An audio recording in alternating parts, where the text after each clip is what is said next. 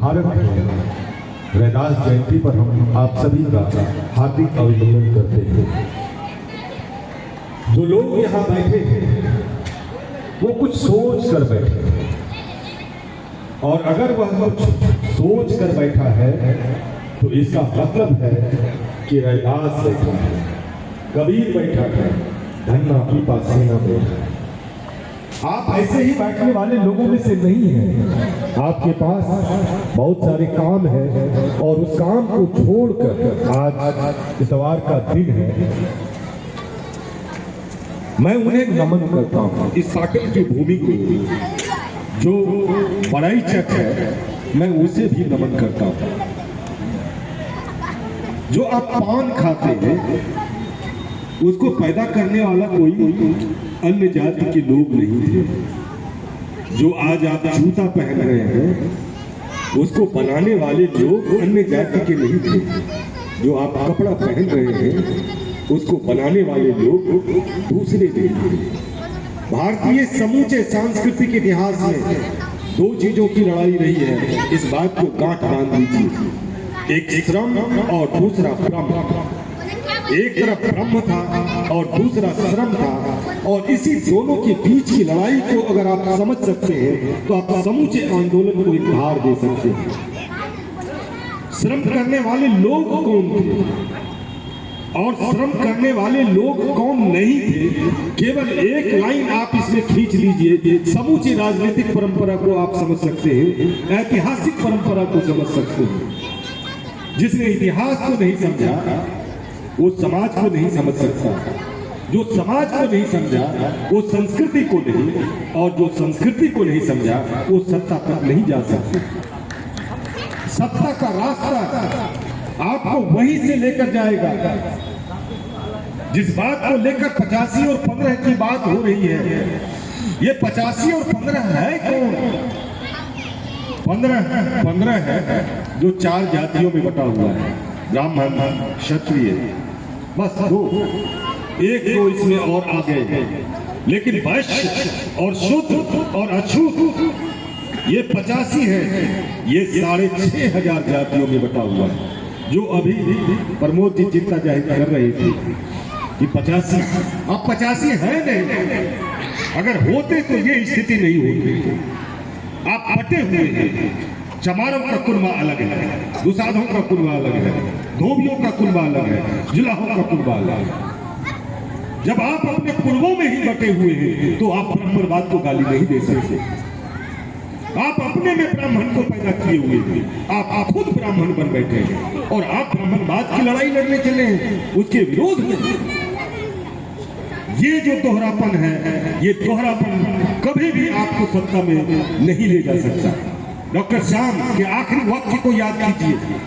वो कह रहे थे कि आप जो बटे हुए हैं, ये बटे होने के लिए संत पैदा नहीं हुए थे, ये आपको एकत्रित करने के लिए पैदा हुए थे।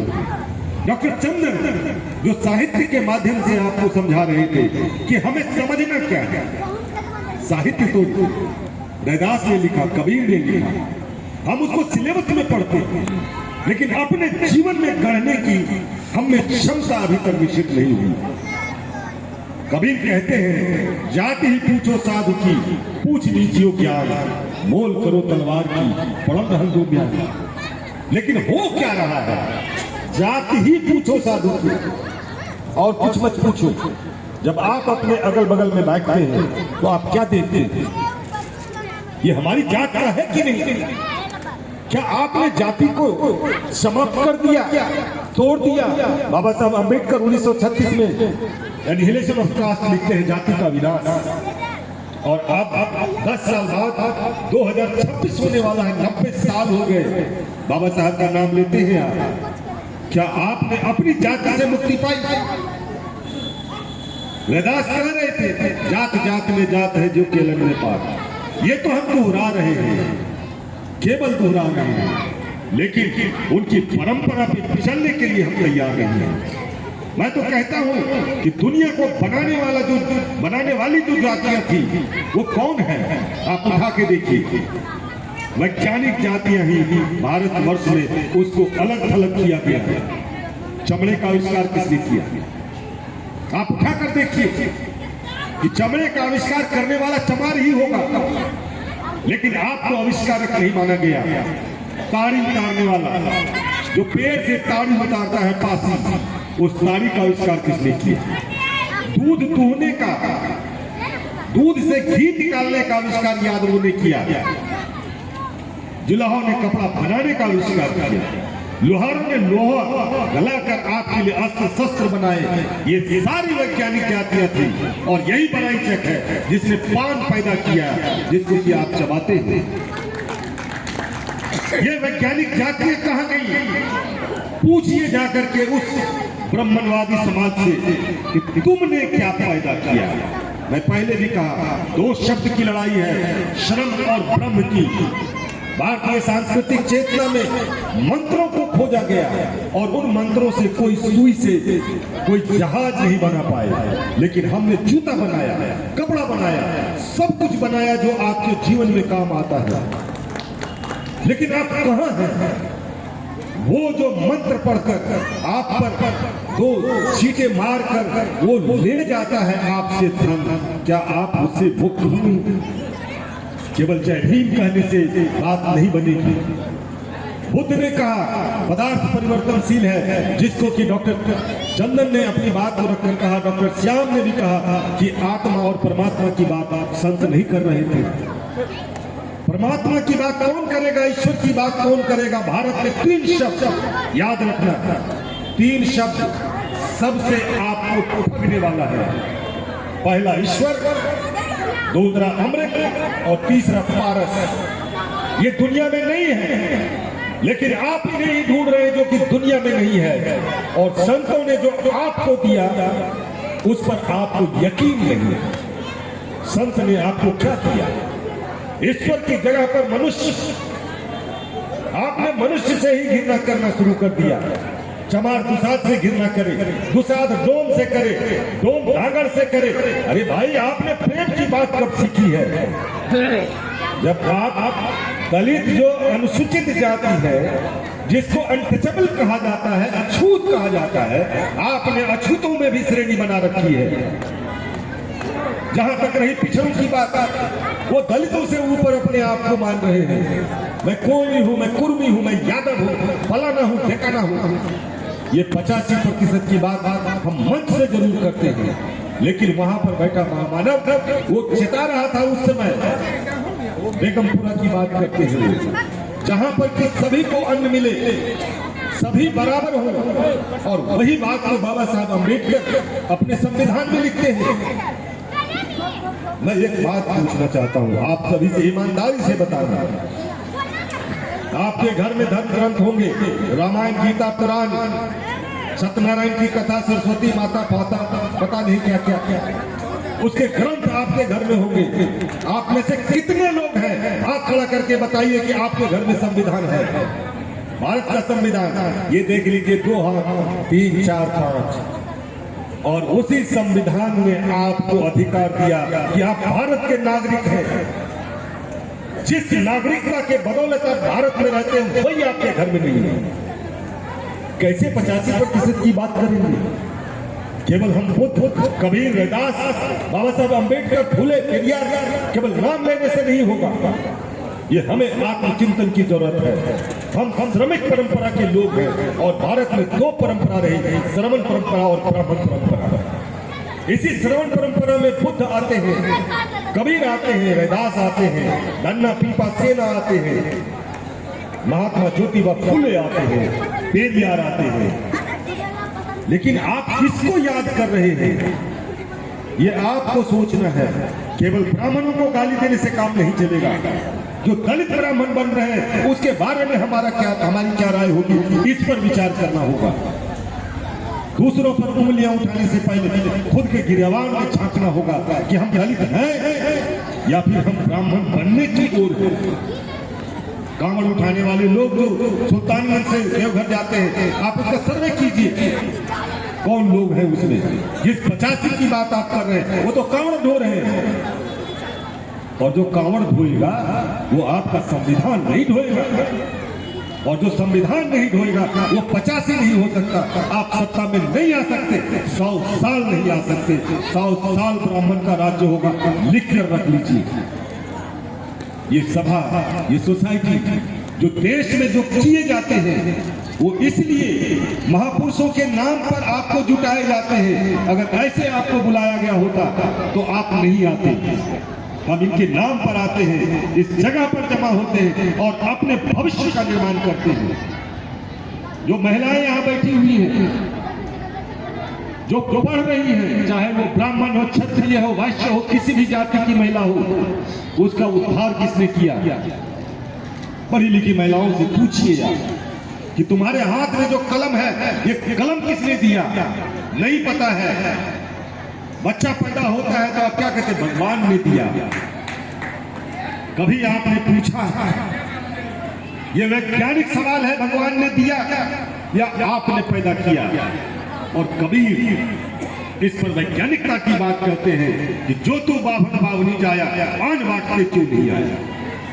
ये वैज्ञानिकता के जो सवाल है, जो हमारे महापुरुषों ने कहे, उसको हम बिल्कुल नहीं मानेंगे। एक आएगा ओम भूर्भुवः स्वः तत्सवितुर्वरेण्यं भर्गो देवस्य धीमहि धियो यो न प्रचोदयात् स्वाहा। 5000 रुपया। कब तक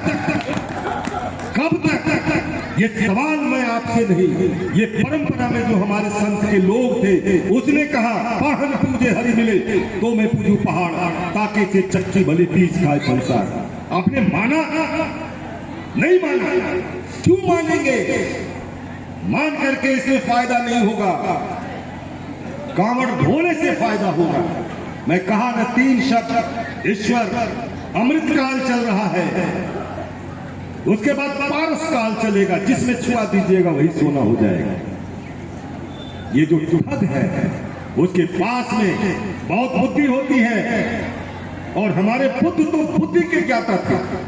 उन्होंने बुद्धि दी, तर्क दिया। उन्होंने क्या कहा महात्मा बुद्ध ने कि किसी भी बात को इसलिए मत मानो कि हमारी परंपरा में है, किसी भी बात को इसलिए मत मानो कि बहुत सारे लोग मानते हैं, किसी भी बात को इसलिए मत मानो कि हमारे बाप दादा मानते आए हैं। बल्कि उन्होंने कहा कि किसी भी बात को मानने से पहले तर्क की कसौटी पर कसो, और खरा उतरता है तो मानो। आपने माना? नहीं। गुलामी जो है, जिस गुलामी की बात हमारी बच्ची कर रही थी, गुलामी तो आप अपने अंदर पाल के रखे हैं। आपके अंदर कंपटीशन है कि हमें कौन गुलाम बनाएगा। मैं श्रेष्ठ गुलाम बनने के लिए तैयार हूं। ये जो गुलामी है, आपके अंदर जो गुलामी है, जब तक आप उसको बाहर नहीं करेंगे, तब तक जिसकी बात डॉक्टर चंदन कह रहे थे, ये अंतः मन में जो जाएगा, जब पात्र खाली होगा तभी तो जाएगा। आप तो गुलामी को धारण किए हुए हैं, अंदर गुलामी को ठूस ठूस कर भरे हुए हैं। कहां से वो आपकी आजादी अंदर जाएगी? और दुनिया आजाद केवल झंडों से नहीं होती कि विक्टोरिया क्रॉस हट गया और उस पर चौरंगा लहरा गया। कोई तिरंगा नहीं चौरंगा नहीं बोलता भाई। क्या हमारे देश के झंडे का रंग 3 है? गौर करो इस बात पर। तुम्हारा चक्र कहां गया? केसरिया है, उजला है, हरा है, अरे नीला कहां गया? कभी आपने सवाल नहीं किया, इसलिए कि आप वही पारंपरिक बातों को मानते रहे जिसको कि आपके मुंह में डाला गया। कल आप फिर इसी तिरंगे की बात करेंगे, चौरंगे की बात आप नहीं करेंगे। मैं छोटी छोटी बातों से ये कहना चाहता हूं कि आप जो बुद्ध कह रहे थे अत्त दीपो भवः, रैदास कह रहे थे अत्त दीपो भवः, कबीर कह रहे थे अत्त दीपो भवः। तुम स्वयं में अपना गुरु हो, तुम्हें किसी ब्रह्म को ब्राह्मण को मानने की आवश्यकता नहीं है। लेकिन जब आप यहां से जाएंगे, देखिएगा कि आप में क्या परिवर्तन होता है। इतने सारे जो लोग प्रोफेसर आके यहाँ बैठे हुए हैं, हमारे समाज से भी आकर के बैठे हुए हैं, उनकी बातों को आपने कितना ग्रहण किया? मुझे नहीं लगता कि सुबह होते होते इन बातों में से कुछ भी बातें आपके पास रह जाएंगी। मुझे दुख होता है, इसलिए दुख होता है कि लोग जो आपके अगली कतार में बैठे हुए हैं, वो दिन रात इस बात के लिए प्रयास कर रहे हैं कि आप अपना गुरु स्वयं बनो, लेकिन आपने गुलामी का ठेका ले रखा है कि मुझे गुलाम बनना है, बनाओ कोई आकर के, उसकी कोई मूल्य नहीं देने के लिए तैयार। ये जो कमियां हैं, इन कमियों को कबीर कहते हैं निंदक नियरे राखिए आंगन को की छबाए। दो शब्द आपकी कमियों के बारे में बोल दे तो आप जो है मुंह खुला करके चले जाएंगे, चले जाइए। लेकिन जाने से पहले एक बात याद रखिए कि वो गुलामी का दौर जो 3000 साल से चला आ रहा है, अगले 3000 साल तक चलेगा, मैं लिख के दे सकता हूं। बाबा साहब अम्बेडकर संविधान लिख करके गए, आज उनके संविधान को बदलने की बात हो रही है। चुप 85% चुप, क्योंकि उन्हीं में से कुछ लोग हैं जिनकी ओर डॉक्टर श्याम ने इशारा किया कि जो राजनीतिक परिवर्तन है, जो आप एक तरफ सांस्कृतिक रूप से तो यहाँ आते हैं, लेकिन राजनीतिक रूप से कहाँ भटकते हैं। क्या रैदास ईश्वर की बात करने आए थे, और ईश्वर की बात तो हजारों साल पहले से हो रही थी। क्यों नहीं चमार मुक्त हुआ था, क्यों नहीं दुसाद मोची, ये तमाम जातियां मुक्त हुई थी। और ईश्वर अगर ताकतवर था तो आज क्यों नहीं इन जातियों को जो तथाकथित सवर्ण है उसे मुक्त कर देते हैं। लेकिन आप मेरी बात पर भरोसा नहीं करेंगे, ये मैं गारंटी के साथ कहता हूं, क्योंकि आपको मोक्ष चाहिए। दो शब्द फेर कि आपको मुक्ति चाहिए या मोक्ष चाहिए। मुक्ति इसी जीवन में है, जब आप इस जीवन में निकलेंगे बाहर तो आपको मुक्ति मिलेगी, और मुक्ति दिलाने का जो माध्यम होगा वो भारत का संविधान होगा। लेकिन मोक्ष भूर भूर स्वाहा श्राद्ध पे जो वो मोक्ष दिलाएगा और कहेगा कि तुम स्वर्गकामी हो गई, ये दो शब्द और है, स्वर्ग और नरक। आप नरक में जीते हैं और आपकी कल्पना स्वर्ग की है। कैसी बात करते हैं आप। बाप दादों का जीवन चमड़ा छिलते छिलते कर गया, और आज आप उस स्वर्ग के लिए मरने जा रहे हैं जहां पर कि आप बाप दादे हैं या नहीं है उसका पता नहीं। सवाल है ये बहुत कड़वा सवाल है कि क्या हमने अपने इतिहास से सीखा। बाप दादों को तो शिक्षा नहीं थी, लेकिन हमारे पास में है, तो क्या जातियों के बीच की दूरी को हमने कम किया?